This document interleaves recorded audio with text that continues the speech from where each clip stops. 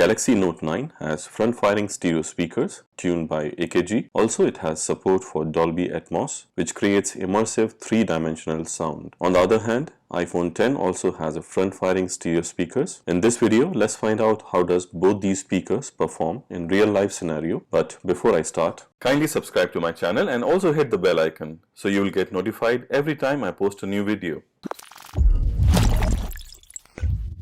In Galaxy Note 9, you can turn on Dolby Atmos in sound quality settings. Simply go to the sound quality and effects and turn it on. Usually it's turned on by default in auto mode. Also, for more advanced user, you can play with the equalizer settings as per your liking. I'll be playing two different songs in YouTube, both in Galaxy Note 9 and iPhone X, respecting the YouTube music copyright policies. Guys, this is just a casual comparison as it was done in the Samsung store. And while playing the music, there was some background noise which I could not avoid. But still, this will give you a good idea about both these smartphone speakers. Also, I'm not doing any editing or adjustment of the sound I have recorded, posting this video as it was shot in Samsung store.